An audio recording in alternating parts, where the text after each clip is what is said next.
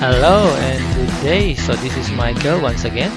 So ang pag-aaralan naman natin ngayon is how to install Windows 7 sa isang computer like laptop or desktop. So at this point of time ay meron tayong procedure na gagawin para ma-install natin ang Windows 7. So ang pag-install ng Windows 7, although sa panahon natin ngayon Windows 10 na ang ginagamit, ito ay ginagamit pa rin sa mga estudyante sa mga high school and even sa CSS o Computer Servicing o Computer System Servicing. So, minarapat natin na gumawa din tayo ng video na maaring makatulong, no, para sa mga nag-aaral ng CSS. Okay?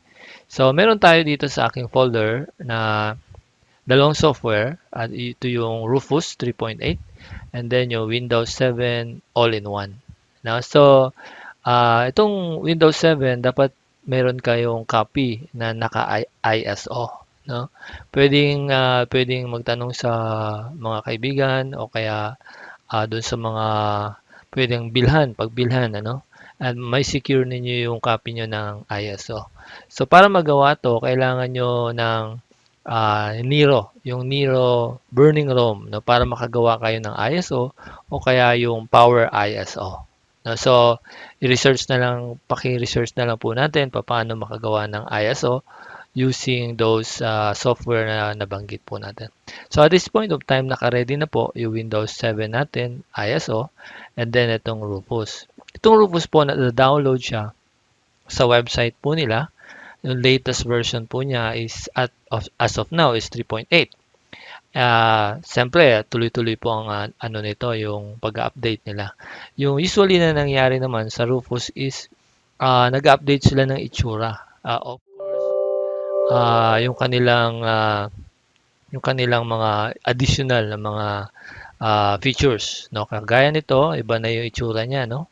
And portable version tayo dito sa ating Rufus.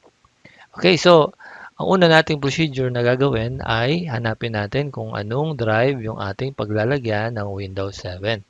So, ito yung ating napiling drive, no? Ito, no label, 32 GB. Okay, so dito po ay tinatanong niya tayo kung ano ang ating gustong gawin. Ano po? Kung anong gusto natin ipagawa sa kanya. So, sinelect natin by default, ay naka-select po yung disk or ISO image. Then, pwede po natin i-select kung ano pong file. Sa Windows 7 din. Ayan po, ipasok po natin. Okay. So, na-select na po natin yung tamang ISO dito po sa ating selection.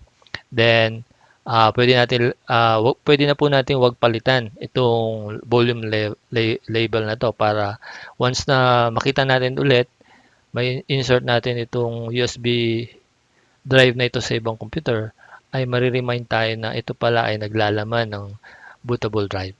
Okay, so by default, hinayaan na natin siyang ganyan. Siya na yung pumili niyan, ano?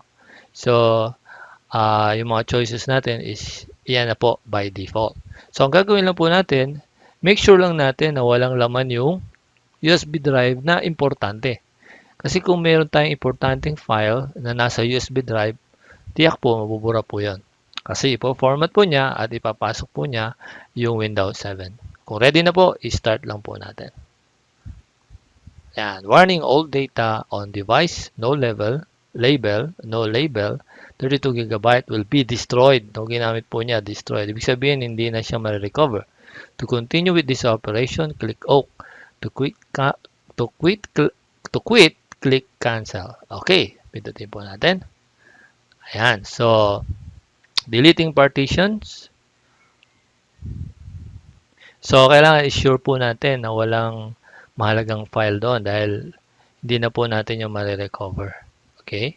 Yung mga pictures, no, yung mga pictures natin, yung mga pang-post sa Facebook, no, yung mga na-download natin mga files, mga documents, lahat po 'yun, sad to say, burado na po at this point of time. Okay, so pa-fast forward na lang po natin para mabilis po ang ating video. Yan, medyo matagal po talaga yung pagka-copy ng ISO files, lalo na sa yung mga details ng mga files na ito ay siya mismong ginagamit para sa pagbo-boot for Windows 7 installation. So, medyo ano lang po talaga, hintayin lang po natin at hanggang sa ito ay makumpleto po.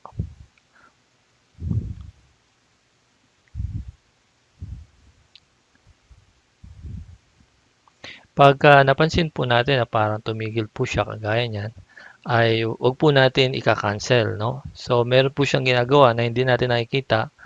Usually, pag nainip po tayo, kina-cancel na natin. Ano po? Meron lang po. Tulad po niyan, ay sinasabi na po niya, pinapakita niya na sa atin na ito yung kanyang nilalagay doon sa USB drive.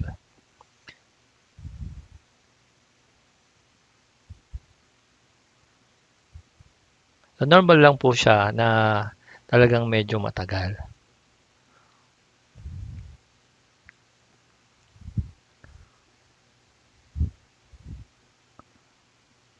Alright, so completed na. So pag nakita nyo pong umilaw na yung ready, baka po mapindot nyo uli yung start. Uulit po ulit siya sa una. Buburahin niya po ulit ito. Ano? So close na po ang ating gagawin. Pero tingnan po muna natin yung volume label niya po. Ito na, Windows 7 AIO. And then dito sa device, di ba kanina po ay no label. No label. Pero ngayon, automatic na nilagyan niya ng pangalan. Windows 7 AIO.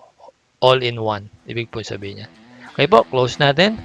And then, i-prepare na po natin yung ating computer na paglalagyan ng bagong Windows 7.